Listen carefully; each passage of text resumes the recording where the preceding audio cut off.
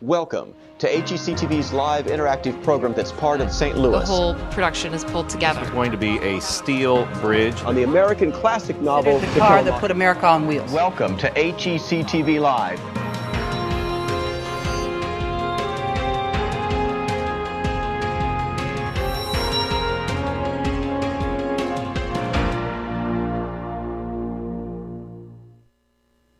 Welcome to the Contemporary Art Museum here in St. Louis, Missouri, located in the Grandel Theater Entertainment District. Hi everybody, I'm Tim Gore, your host for HEC TV Live, and I'm very happy to welcome you to the Contemporary Art Museum for our program today, The Making of Contemporary Art. We'll be talking with three artists who are part of the Great Rivers Biennial exhibition that opens on April 30th here at the Contemporary Museum and runs into the middle of August. So if you're in the St. Louis area, not only do you have the chance to interact with the artists here today, you'll also be able to join us on April 30th if you choose to, because we'll be live from the Contemporary Art Museum on opening night. And you can watch us on television as well as on the web. And of course, we invite all the St. Louis residents and anybody else who happens to be watching over the web who feels like coming to St. Louis this summer to come to the Contemporary Art Museum and go through the Great Rivers Biennial exhibition. It's going to be an incredible exhibition. We're really excited about meeting with the artists today who are creating the works for it.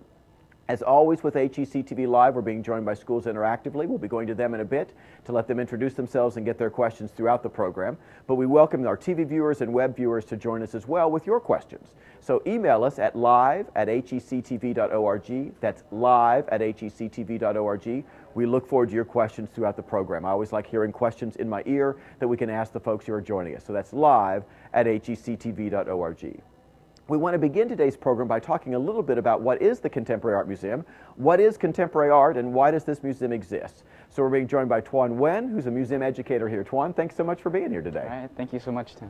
One, thank you very much for bringing us into your space. Yeah. It's great to be here. Well, I'm glad to have you here. Thank you so much for doing the program and highlighting these great artists. Well, let's talk a little bit about the museum itself, its mission. This is a relatively new building, but the museum itself has existed for a fairly lengthy period of time. Yes, yeah, it used to be the Forum on Contemporary Arts down by Laclede's Landing, and it's been here for quite a while. And 2003 was when we moved into this new location in the Grand Center. Let's talk a little bit about the mission of the organization. You don't have a permanent collection here. All the works that come through are either exhibitions you commission or they're works that are being exhibited nationally that go from museum to museum? Yes, yeah, absolutely. That's the one difference we have as a museum. Since we're a non-collecting museum, most of the exhibitions that are coming through here are very site-specific. They're made specifically for the show. Our exhibition managers create a lot of the materials sometimes to support the artists. And we have curators on staff who do curate for the shows here. And we're looking back, the students can see a bit of the space here behind us, and we're going to have a chance to look at more of it later on. But are you able to reconfigure the space in different ways depending upon what the exhibits are like? That's right, yeah, we do. They've made huge walls, they've enclosed certain spaces, they've opened things up. So that's part of the exhibition manager's job, is to kind of work with the artists and the curators to figure out what would be the best kind of space for the artwork and how to best present it, and then they'll construct the museum how they feel that it's necessary. Yeah. And obviously we're talking about contemporary art, so let's ask that big question. Sure. So what makes it contemporary art? Well, contemporary art, it's a loaded question, but very simply, contemporary art is basically the art that's being made today by artists who are living now. So if we were to think back in time, we obviously study other periods of art. We look at modern art, we look at postmodern, we look at Renaissance art. Yes. If I was living in the Renaissance, I would have just thought about that as contemporary art. It's only in hindsight we give them those titles, those like era. Exactly, yeah. With the critical distance of time, we can start to kind of place where things are, the trends and the movements. With things happening so fast now, I think we don't have that privilege to kind of see things from that perspective. And do you notice in terms of contemporary artists, they work in a variety of media? You guys do video installation as well as sculptural exhibits? They do. Contemporary artists work in all sorts of mediums, and they kind of reflect back into history, and they're working in the present. And contemporary artists always, some of them push the boundaries of technology as well. You'll see some art being made today that utilizes internet technology, uses a lot of video and film, things that are really only possible today. Well, let's see what questions our students might have about just contemporary art in general in the museum. Sure. Yeah. We're going to go to Lafayette High School out in Wildwood, Missouri first and bring in Ms. Benner's classroom. Lafayette, do you guys have a question or two for Tuan about the nature of contemporary art in general? Go right ahead. have any questions at this time. Does anybody have a question? No, not at this time. Thanks. Okay, well, I'm not going to let you off the hook, Lafayette, because I'm going to ask you guys a question because I think it would be interesting to our artists here. What's the nature of the students who are joining us? Are you high school art students who are in Art 1, Art 2, Art 3, Art 4? Is it an elective class of some sort? Give us a little bit of information about you and where you guys are coming from. Kyler, will you tell him about our class and what level artists we are? We are Kind of wave your hand artists. so he knows it's you. Kyler, we're beginning artists in Art Fundamentals class, and we're mostly freshmen or sophomores, and you have to take this class before any other art class. Ah, very cool. That's really good to know because the artists can think about that as they respond to your questions. We were scheduled to be joined by a couple of other interactive schools in today's program as well, and I just want to go out to see if anybody else has made it into the bridge yet. If so, please unmute your microphone, come in and say hello, and let me know where you're from. And if you haven't made it into the bridge yet, then we look forward to Lafayette's interaction, and you guys can just let us know as you come through. And don't forget, if you're watching on TV or the web, it's live at hectv.org. So the Great Rivers Biennial Exhibition, this is its 4th running. Yes. Yeah. And where do the artists come from? How are they selected? Well, the artists are from the greater St. Louis area, and every 2 years they submit applications in to be eligible to be selected for the show. We have jurors coming in, national jurors. They can be chief curators, directors from other museums, and they come in here, and for 1 week they kind of sequester themselves in a room and pore over the applications and decide which 3 artists are the best to represent St. Louis. And then the artists actually receive a commission to create a site-specific work for this exhibition. Well, the artists receive a $20,000 award generously provided by the Gateway Foundation, and they're also given the space of the museum to do what they'd like to do to present their work, and the museum kind of affords them a local and national visibility. And the exhibition opens on April 30th. April and runs 30th. until August 19th, 15th, something in the middle of Yeah, August. something in the middle of August. Yeah, I don't quite. And then you remember the also have dates. associated with it in the summer is some open weekend of art, if I'm remembering that correctly. Something you guys do in June. I bet I'm not remembering the name exactly right. There's Open Studios. Open Studio, yeah, thank Open you. Studios, and that's where there's a local focus on artists, and so during that time, artists open their studios up to the community, and there's maps and there's tours, and people can come in and see where all the local artists are working in St. Louis and visit their studios. I've had a chance to do that before. That's Yeah. very cool. You can learn Yeah. more about that on the Contemporary Museum's website, so feel free to go there and find out about it. Tuan, thanks so much. All right, thank you so We much, really Tim. appreciate you being with us today. So there's some general information for you about the museum and about the exhibition that's going to open up here in April. So now let's get right to it, the heart of the matter, the folks who are actually creating the works. And the first of those is Martin Brief. Martin, thanks so much for being here. Hey, Tim. Thank you.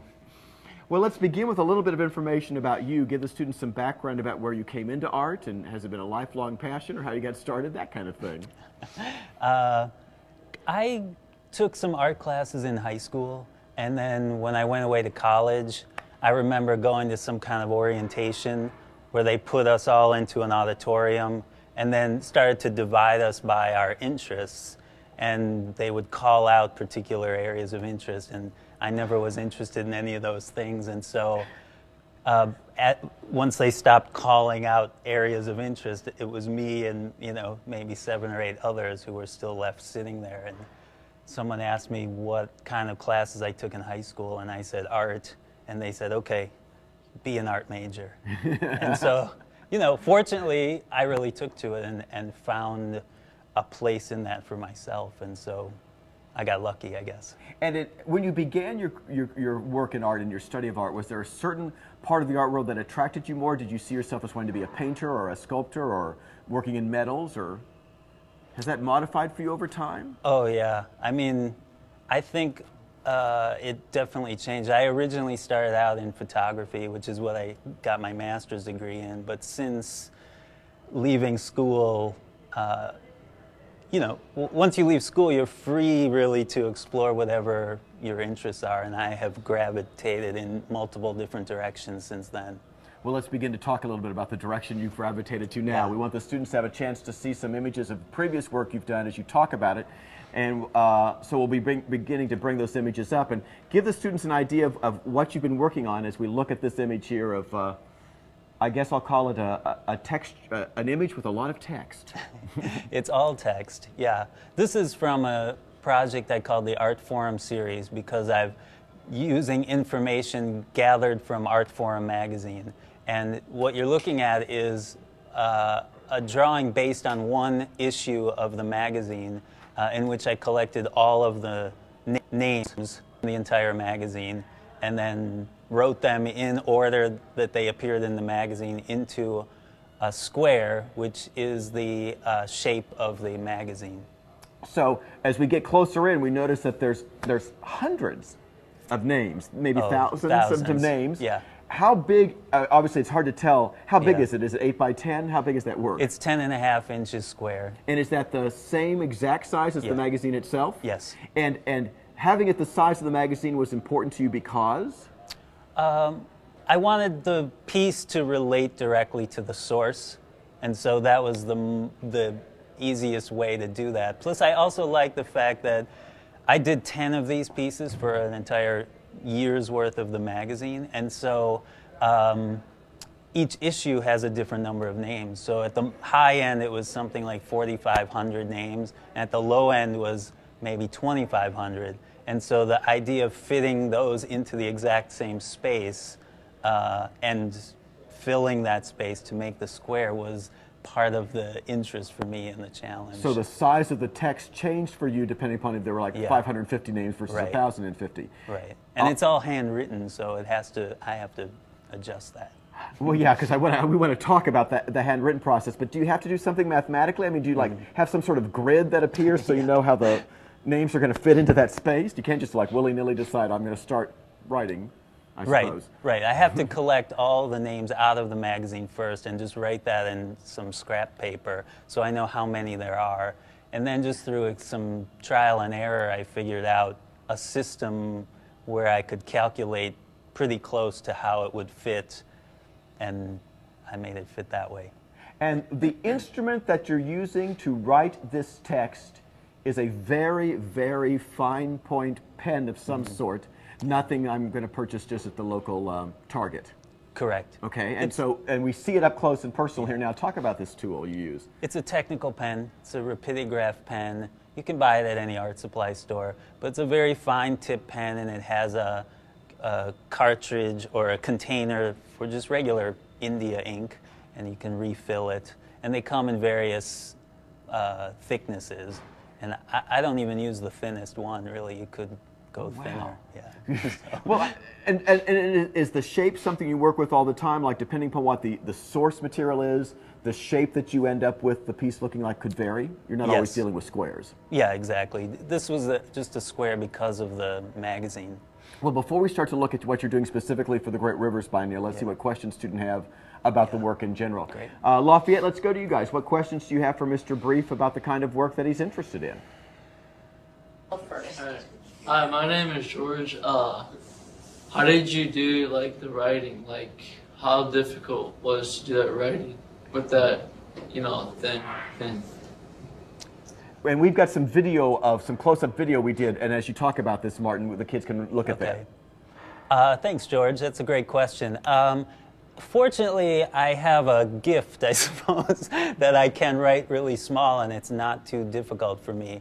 I have said this to other people. I think anybody could do what I'm doing, but a lot of people have said to me, I could never do that. So maybe it is a skill that not everyone has. But yeah, it's just holding steady and taking the time to write carefully.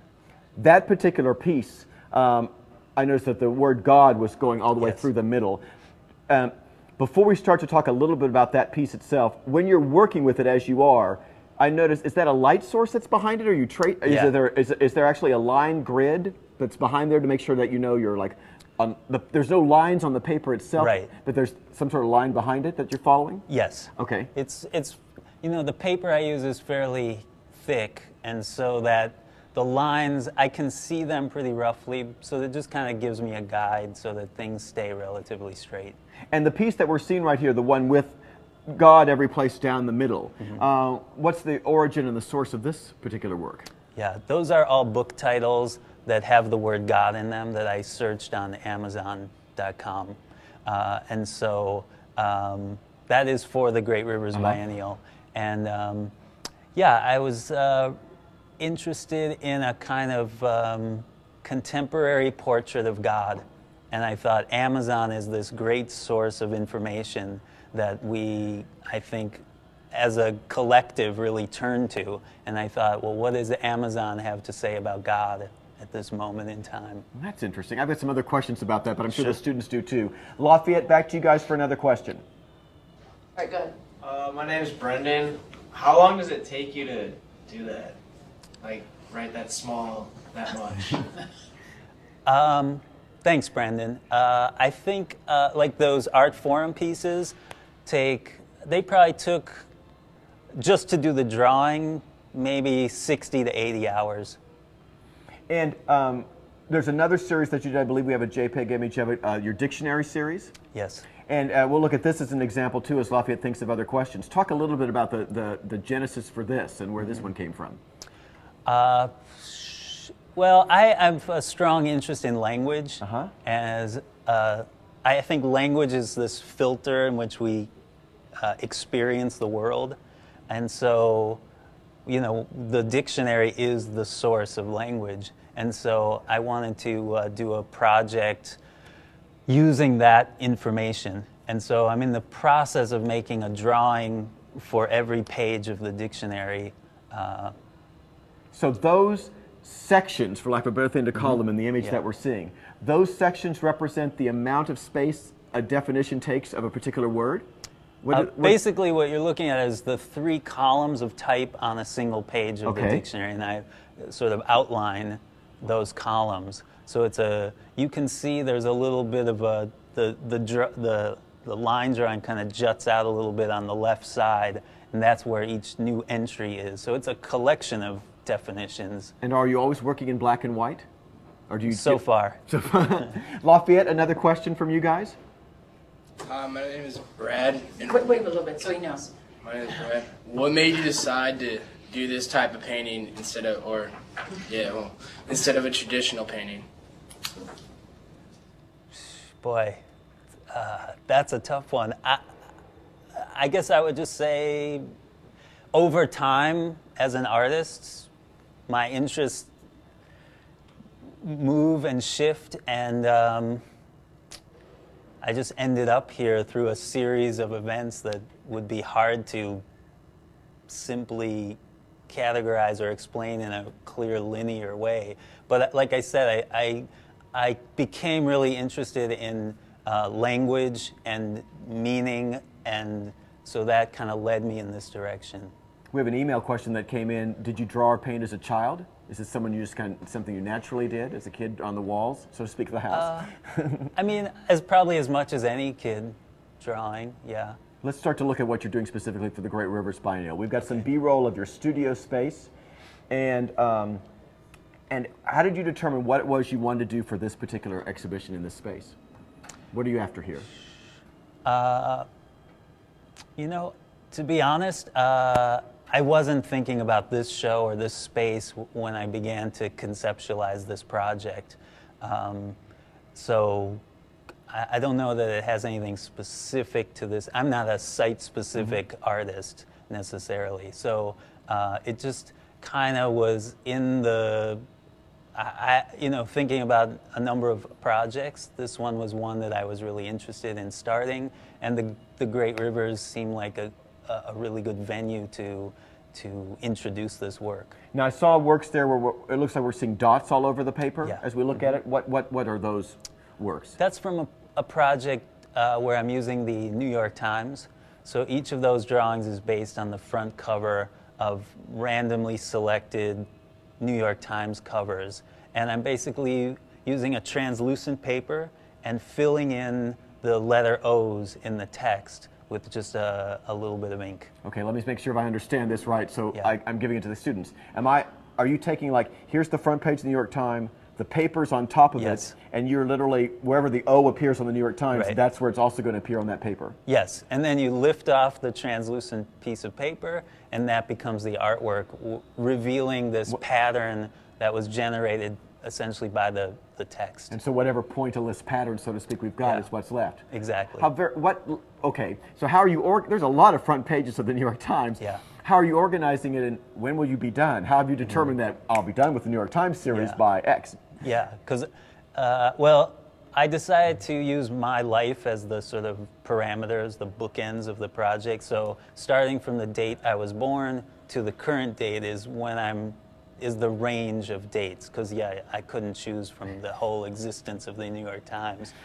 And then the completion of the project will be when I randomly select the date I was born, day and year. So literally then you've got some sort of filing system where you're pulling out the New York Times and by month, date, and year, and you're hoping at some point you'll get March 5th or whatever your birthday happens to be. Exactly. So, oh, cool. Yeah. Because I would never be able to finish the project. Right. So I needed some way to end it. Some sort of parameter. Well, I also think it's kind of neat, though, if you know that. So, like, when I come here to the exhibition space, will there be some sort of information that appears with the works that explains to me what that process is? That kind of informs it in a way to me that makes it kind of intriguing, that would be different than if I don't know. Do you plan to include that kind of information when you hang the pieces? Yeah, well, for this show, it'll only be the God pieces. Okay. But when I do exhibit that work, there's usually some explanation of what's going on, because it's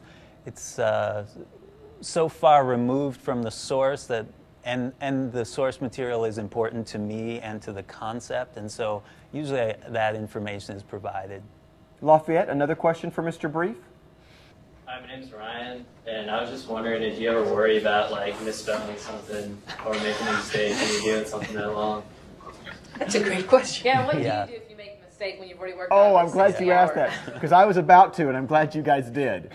Well, I'll first say I am definitely worried about making mistakes, but it inevitably happens when you're dealing with that large amount of information over long hours.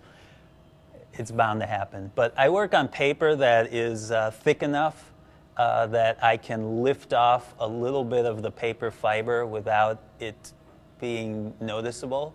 I mean, I suppose if you really are looking, you could find where the mistakes are.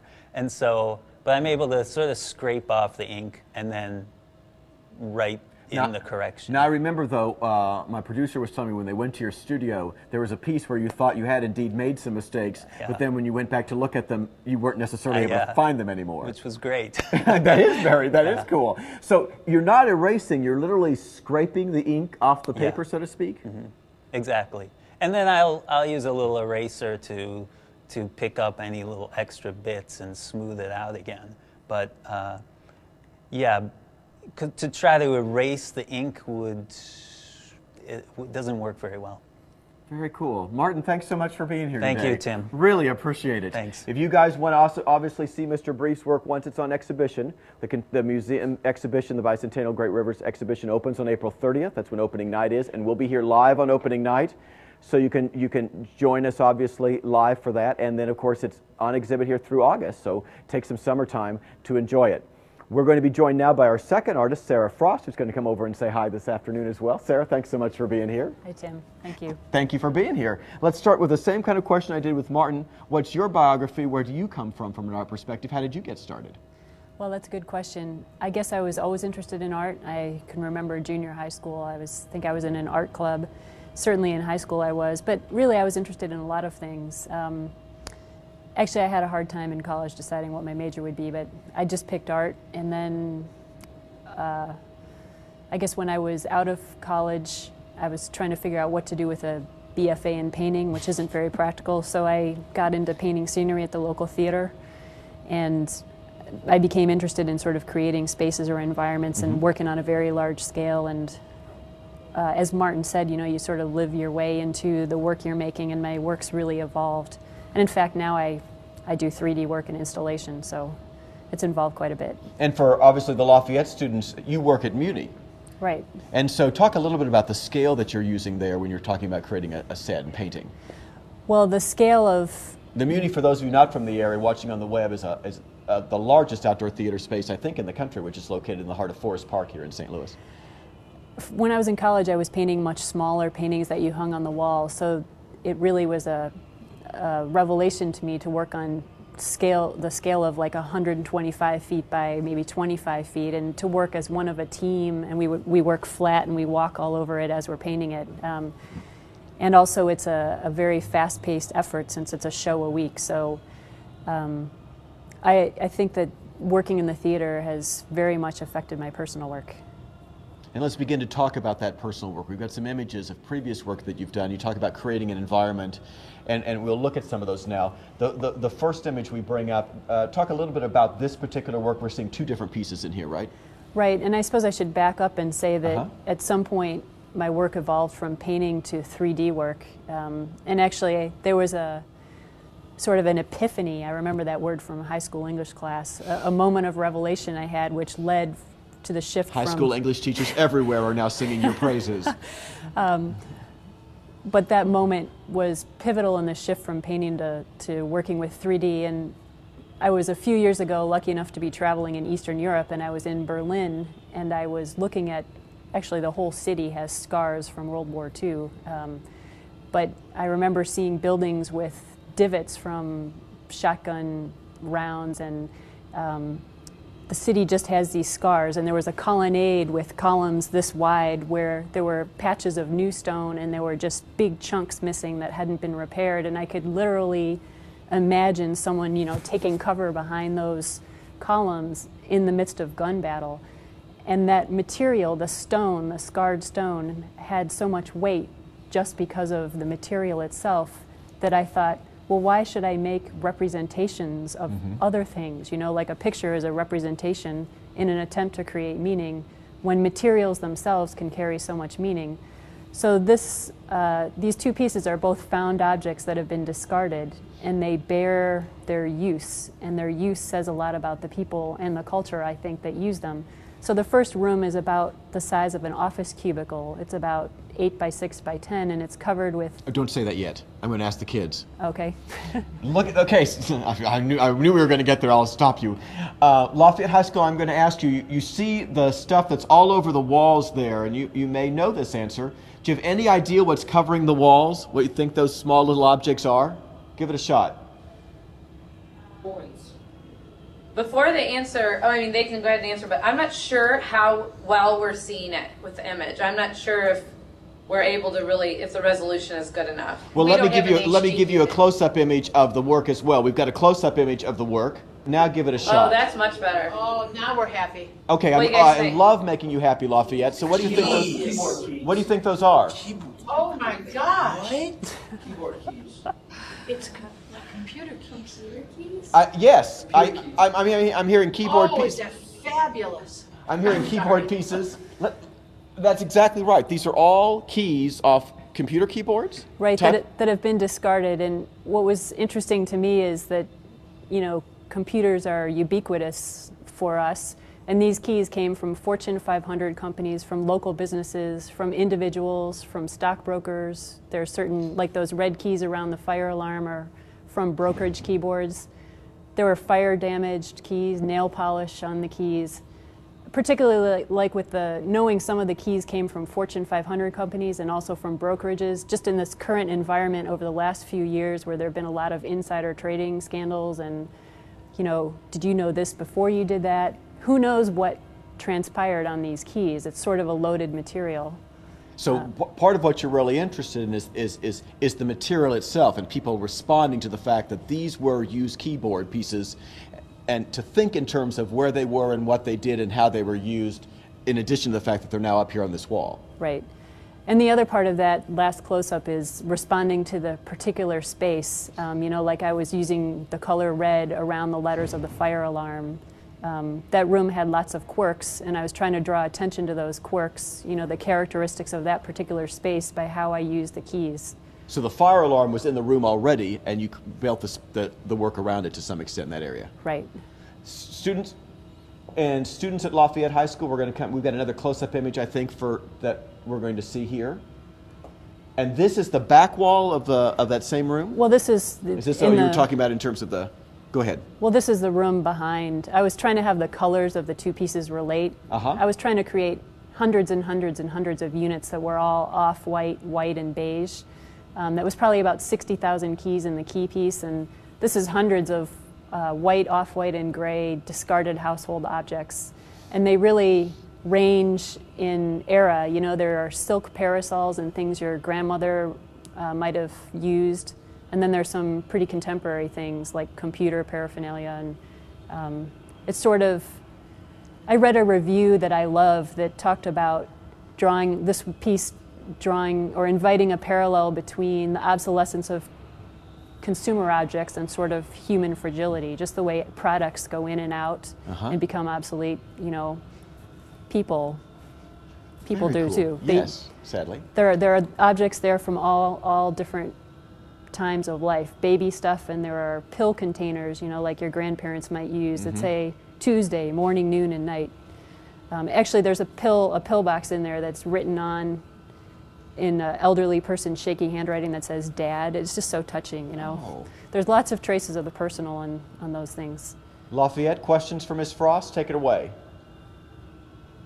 Anyone? Hi, I'm Rain, and I was wondering, when you do your artwork, what do you think about? What goes through your head? Do you think about the art, or in general, just what's going on? Well, that's a good question, because for some reason my work is very repetitive. So I guess I'm thinking about craft and being neat.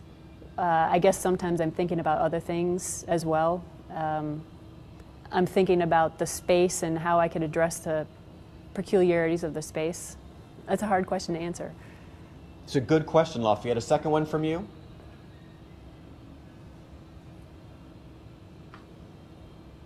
No more questions right now. All right, we're going to begin to talk about the work that she's doing specifically for the Great Rivers Biennial, so this will probably give you some questions. And we're going to start it by giving you some excerpts from YouTube videos.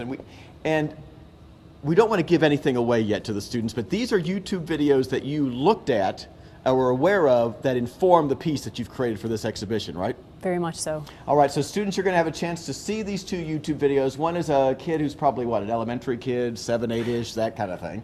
And another's a high school kid. And as you guys are watching the videos, I want you to think in terms of, how do you think this might have caused Ms. Frost to think in a certain way? What was Sarah thinking as a result? And what might emerge from this exposure to this YouTube video? We're actually going to move to a space in the museum which will be similar to the exhibition space where the work will be, and then we'll show you some B-roll of what she's created and everything. So we'll run those videos now. Hello, and today I'm going to show you how to make a paper sniper rifle.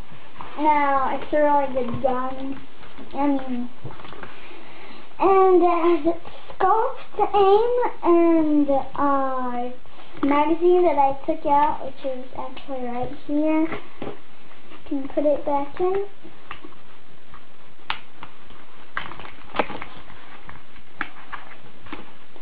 And it can reload.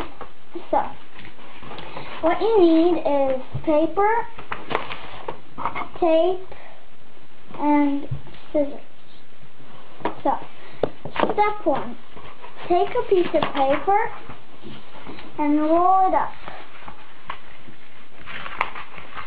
Hey guys, it's me again. I'm going to show you another paper gun I made.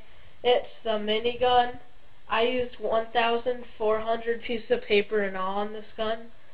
So, here it is, and 2 rolls of tape. Okay. This part is the base of the gun.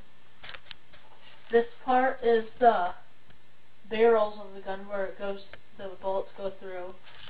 This is the ammo box, and this is the tripod.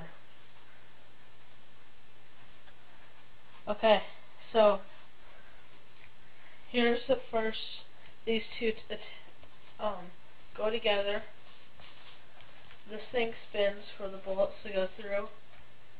This is where one hand goes, and this is where the other hand goes to shoot. Okay, and here, the ammo box. The ammo comes out. It holds a lot of them. I didn't count them. You can see we've moved now into another part of the Contemporary Museum, and this is part of the space that will include exhibition work in the Great Rivers Biennial, and maybe some of Sarah's work will be here and maybe some will be next door, but you'll get a sense of space as we talk about her installation specifically. But Lafayette, I want some response to you guys about what you just saw in the YouTube video. What did you notice about what you saw those kids creating in the videos, and what do you think might have run through Sarah's mind that's going to lead to the, just what's on your mind as a result of seeing those videos? What do you want to offer, Lafayette? I say that they made paper guns that, you know, that they put like too much effort to the paper that they wasted. What did you say? What do you want to say, Brad? I think the youth is drowned with violence, and if they put that time in on homework, it'd be a lot better.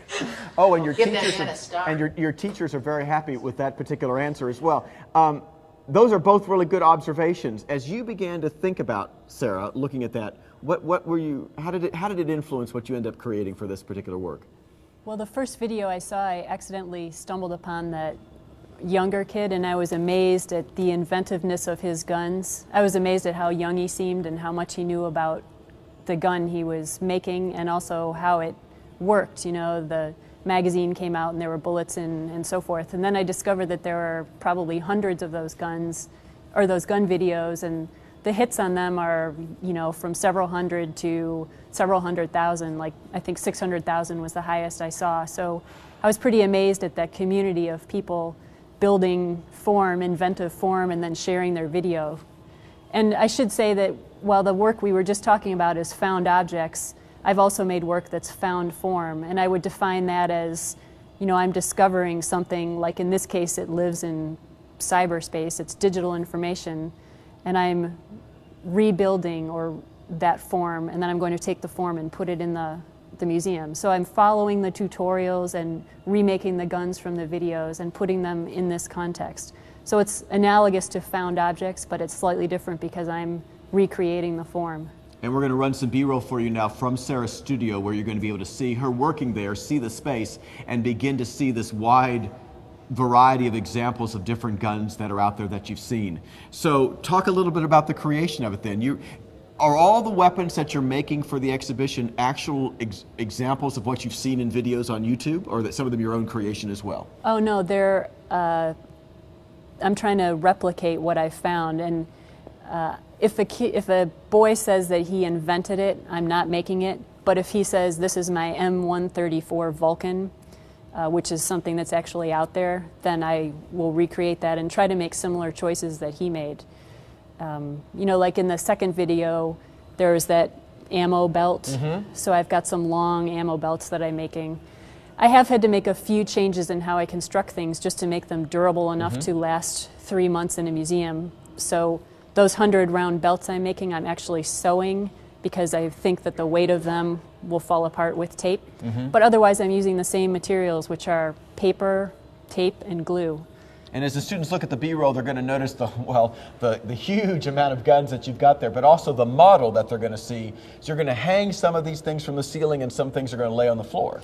Right. The guns will be hanging on monofilament, and the bottom row on the floor will all be bipods and tripods and guns in boxes.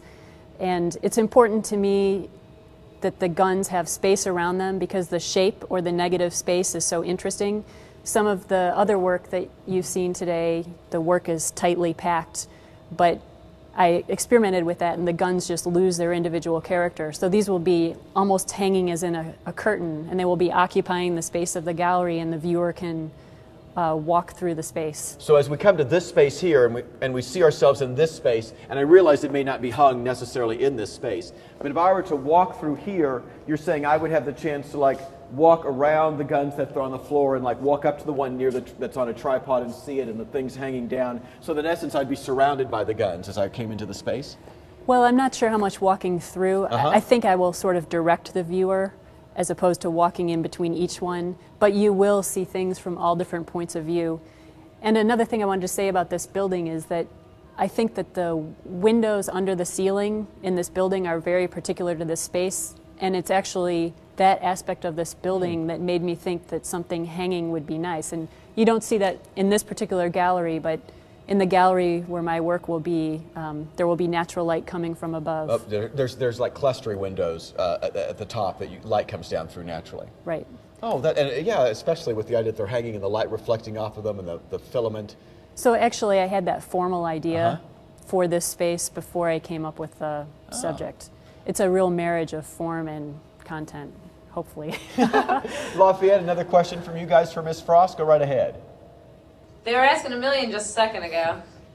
Could you ever make it work? How will you know when you're done? Oh, how do you know How many when you're guns done? do you make it? That's a good question. I'm going to run out of time, but to really be finished with this project, I think it could go on for several months more, because I keep discovering, when I'm looking for one detail on YouTube, discovering more wonderful guns that I would love to make. So this project could go on for a while. Do you think the piece would be different if you chose not to do them all in white?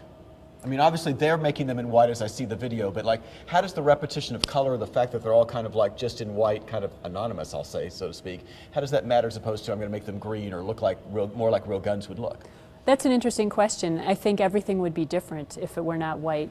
I guess I have sort of a clean and minimal sensibility. That's ironic because there are hundreds or thousands of units, so there's nothing minimal about that, but the color palette is typically very restrained. And I love the idea of, in this concrete space with concrete walls and floor, you know, and white walls, to just have light and shadow playing on white forms with natural light and artificial light. So it's more about light and shadow. Cool. Lafayette, a final question for Sarah? I don't think we have any questions right now. If more questions come to your mind, don't forget you can always email us to live@hectv.org, and we'll be happy to forward those on to Sarah. And for those of you watching on TV or the web, don't forget the email address is live@hectv.org. Sarah, thank you so much. Thank you very much. Don't forget, everybody, the exhibition opens on April 30th. We'll be here live on April 30th for opening night of the exhibition. And what's going to happen now is I'm going to begin to walk back upstairs. Our next artist that's going to join us is Cameron Fuller. And Cameron, again, works in a slightly different way. And one of the things that I think is really cool about these three artists is the wide variety of things you're seeing as they're creating their works. So as I come back upstairs here, we move back to this space in the gallery. We want to bring up some images of previous work that Mr. Fuller has done so you guys are able to see them. And you're going to notice the use of color. You're going to notice the use of space. You're going to notice the size and the scale of the work that may be very different from Mr. Brief's work, obviously, in a lot of different ways, and different again from Sarah's. So we're going to look at those pictures for just a moment here, let you guys respond to them and see what you notice about them and how those works are created. And then we'll have the opportunity to speak to Mr. Fuller himself. Cameron, thanks so much for being here. Thanks. Well, let's start with your biography as well. What brings you to this wonderful world of art? Well, I guess I actually ended up in it kind of later in life, but it was something that I always did. I always had a little space kind of carved out that I would make things, but I guess my interest took me in all sorts of directions, and it was when I was an undergraduate that I just kind of ended up taking an art class because I wanted to learn a few more things, and found myself spending all of my time in the studio as opposed to doing homework in other areas. And I guess practicality matters aside, I decided that I should probably just go where I was drawn, and I ended up kind of pursuing art. So. As we look at some of those works again, and I'll have us bring up some of those images again, and just let you speak a little bit to the nature of the work that you do, you're also interested in site-specific work, like the idea that you're going to take whatever space it is and work from that, right? Sure, yeah. The work for this show is actually a little bit of a departure in that regard, but most of the time, most of the work that you're seeing is stuff that was specifically designed and built in spaces. So it's not actually just even designed for the site, but it's actually built on site, installed, and kind of created in the place. And I guess a lot of what I'm interested in with regard to these kind of wall drawings, installations, and creating these environments is to kind of present someone with an experience and to somehow erase the physical architecture of the room, to somehow kind of subvert the actual space, to kind of allow the drawing to kind of expand beyond the limitations and borders of the actual room. So in some instances we're talking about the wall has been repainted to give it that perspective that we're seeing, and in some instances you're actually creating objects to go in it to add to the space. Sure, and I guess it started out more with two-dimensional drawings that were kind of fabricated directly onto the walls, and then as things progressed, I guess I started to integrate more and more three-dimensional objects.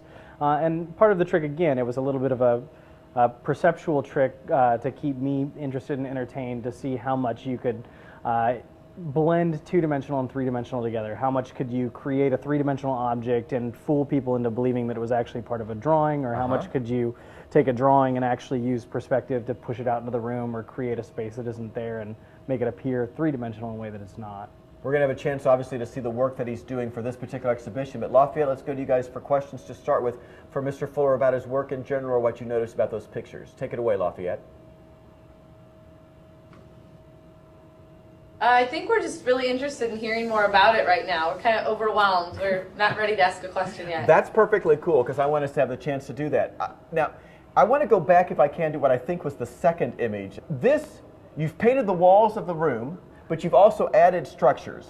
Sure. When I look at this one, I think about a stage set. I think about something that's very diorama-oriented. Do you actually want people to walk up, like into the little gazebo or porcelain area, or is it more the idea that I'm looking at it through like a fourth wall and I'm... No, that was definitely very much an interactive piece, I guess. This is actually a collaboration. My girlfriend Sarah Paulson's also an artist, and she does a lot of animation work. So this was the gazebo and the little miniature circus tent were actually kind of vehicles for us to be able to contain these animations, to kind of create little windows into another world. So inside of the tent was a miniature ant circus video, and inside of the gazebo there was a high wire act projected onto the ceiling. And so again, part of it is really, with this work anyway, was to really get the audience in there and to have them kind of experience this outdoor carnival kind of a feel. This was actually at a sculpture park, and it happened to be inside the sculpture park in a building. So to really kind of force the outside into the interior and to kind of create a kind of summery night on the inside was part of the idea of this little project. And I noticed that in many instances you're also interested in animals. There's an image that we've got here what looks like a, I can't remember if it's a wolf or what, that's inside the cage, so to speak, or the glass box. Sure, that's actually a coyote. A coyote, thank you very much for being, yes, the animal kingdom is happier with me now. So what about animals interest you, and how do you like to utilize them as well? I guess my interest, it starts, I guess, because I think of all of these things as ways for me to entertain myself by telling myself stories. And I'm interested a lot in fables and fairy tales, and I guess there's a interesting underlying kind of social content to all of those things. But there's also just the fact that those animals are all kind of tropes for human personalities and personality traits. And so I guess what interests me is the kind of things that we mentally bring to the table when we look at these images and kind of create that story for ourselves. That there's certain characters, you know, sly as a fox, and you know, the idea of like the wolf and Little Red Riding Hood, and so there's just kind of an inherent character that we understand with some of these creatures. And so I guess in relationship to fables, I guess is why I use the animals a lot. And that's a nice segue to something that's part of what's the work that you're currently dealing with for this exhibition. This is a mask of what looks like a wolf, perhaps? It is a wolf, and this is growing up. I grew up in the Pacific Northwest and was exposed a lot to Pacific Northwest, the Northwest Coast Native American art.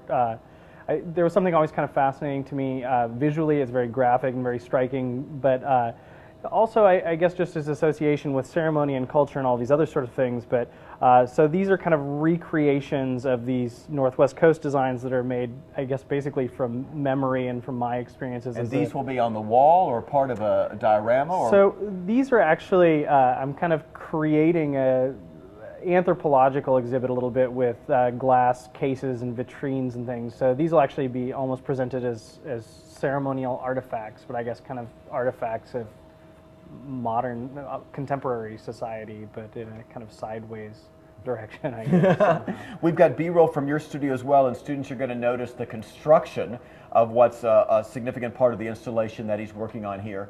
And as we talk, these are examples of previous works that we've done, and an email question that we received deals with the fact that since you're creating site-specific work, these works aren't being sold. How are you potentially getting compensated or making money for the kind of artwork you're doing? Well, I mean, something like the Great Rivers Biennial is a big chance for all of us here. I mean, that's a great way to be funded. Unlikely to happen all of the time, but so generally speaking, I make most of my income off of doing other things. I teach part-time, and I build theater sets occasionally, and I I do some other work doing carpentry and construction things. So most of it is a way to generate income to then spend money feeding my art addiction. And speaking of carpentry, what we're seeing right now here is the framework for what's going to be part of what will be exhibited here at the... Sure. Yeah, so this is really the kind of truss system. That's another thing, I guess, that a problem that you run into, you start building larger things, is that you have to figure out how to get it through a doorway. And so what you're seeing in the studio mainly is kind of the trusses and the kind of overall structural framework for this large diorama that will be in the museum. So I guess it's a way of building one of these kind of sculptural environments. In this instance, where people can actually interact, they'll be kind of outside of it, but it's kind of just the framework to do this so that it's transportable. And this model that I'm holding in my hand here, as we leave the B-roll of your studio and move to this model that I'm holding in my hand here, is this model something that is part of what we just saw being constructed? So this is just a way to get my brain kind of working. I tend to not make terribly accurate models. It's again, my background is not in engineering or that sort of technical construction, so this is just a way for me to start thinking about how to dissect this and put it back together piece by piece. So this was a preliminary model. The scale of things has shifted, and the kind of proportions of things is a little bit different, but this is kind of where I start to kind of visually sketch things out a little bit. And then will things appear in here? Like I'm going to look at a scene from nature or a scene from... I guess the idea is to really take one of those larger installations where it's colorful and there's all of the kind of bells and whistles, and to kind of compact it into a box. And then this, I guess what I wanted to do was to really kind of bring that idea of the fable or the fairy tale to life a little bit. And so the deer and some of the animals that you saw in the studio, the idea is to kind of populate this fantastical environment with something familiar, real taxidermied animals, so that it kind of is a little bit of a segue between, you know, the real world and this kind of fantasy world, I guess, to kind of pull you in. Cool. Questions, Lafayette? Let's go back to Lafayette High School. A couple of questions that you've got from Cameron at this time. Go right ahead. Where did you get your main inspiration of combining reality and fairy tales? I don't know exactly. I mean, I think to some extent when I read I mean, we're all familiar with a lot of the stories from childhood, but I guess as an adult, I'm still a little kid inside, and I look back at those things, and then I think as an adult you look back and you start to see some of the kind of social context or some of how it describes how people interact with one another. So I just think that there's something really interesting about those, and I think the reason that they persist, the reason that they're still around, the reason that the Grimms found it interesting enough to go around collecting them all over, you know, Europe was because there's something about who we are encapsulated in those stories, and so I guess that was the attraction to me. It's a way for me to tell stories to myself and to think about what those stories mean about how people deal with one another. Lafayette, another question? Hi, I'm Audrey, and my question is, are you trying to tell a specific story with your artwork, or are you trying to get people to interpret it themselves? I think that's a great question, and I think that that's the real point for me is not necessarily that you know the story that's in my head or that you know an actual story. I think that it's much more about eliciting that thing inside all of us that when we recognize a situation that somehow commands a story, that we see something and we know that a story is behind it and that we want to kind of piece that together for ourselves. I mean, I mentioned to you earlier the story about the idea of walking on an empty theater set, that there's something striking about walking around in a space where you know something is supposed to happen, but it's not yet happening. And so I guess that's really one of the things I'm trying to create, is that space where we understand that something is supposed to happen, or we understand that there's the implication of a narrative, but that we only have enough pieces to kind of use our own personal experience to kind of fill out the question marks, I guess. We've got an email question in terms of inspiration from other artists. Are there other artists that you've noticed over the years that you see seep into your work, or that have somehow inspired you in a way that you're really conscious of? It's really difficult. I mean, this is the question I always dread is artists that I look at. It's hard for me to say. I look at a ton of things, but in all honesty, I mean, I think right now the things that I look at most, that I find the most inspiration from, is really, I mean, I look a lot at things like magic lantern shows and kind of smoke and mirrors, kind of magic tricks. There's a director, George Méliès, that was one of the early kind of film magicians, did a lot of camera tricks. I guess a lot of it, again, is about creating something out of nothing. I mean, most of these things are built out of masking tape and cardboard, And so I guess I think a lot about how to create something that's essentially what a kid could create if they had infinite time on their hands and maybe a little bit higher skill set than you do when you're 4 or 5 years old. When you're 4 or 5 years old. So, so artists, like I said, I look a lot at folk art and the circus and, you know, old traveling shows and that kind of stuff. So cool. Kind of strange things, I guess, sometimes. Strange is good. As we come to close, I want to invite Sarah and Martin to join us again, and I want to give you all a chance to give like a little 30-second word of wisdom or ideas or advice or inspiration or whatever you'd like to. These students are just, you know, they're in Art 1 and 2, they tell us, freshmen and sophomores. Speaking from the artist's perspective, what would you like them to know or think about? Cameron, I'll start with you, and then we'll just move down the line. I think just to continue to do what you're interested in. I think no one is going to be so interested in something unless it's something that you really are committed to. And I think that if you commit to something, even if it's something that's bizarre and people don't necessarily find immediately attractive, that your commitment to it and your kind of pursuit of it is what people come to enjoy. So find the thing that you just love doing. Martin? I totally agree with Cameron.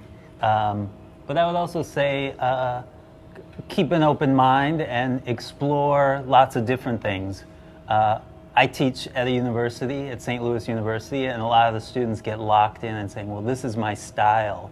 And I think you really need to keep trying things.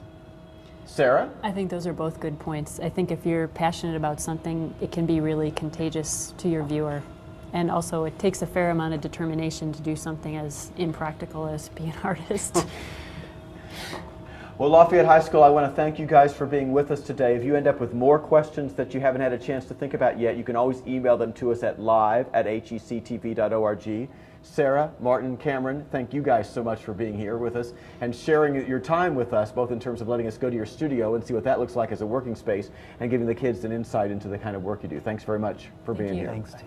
Remember, everybody, the exhibition opens on April 30th here at the Contemporary Art Museum. If you want to see what the artists end up with, so to speak, what it all looks like at the end, then you'll have the chance to come to the Contemporary between the end of April and the middle of August to see it. We'll be here live, obviously, on April 30th as part of opening night, and we would welcome your involvement with us by watching on the web or on television there.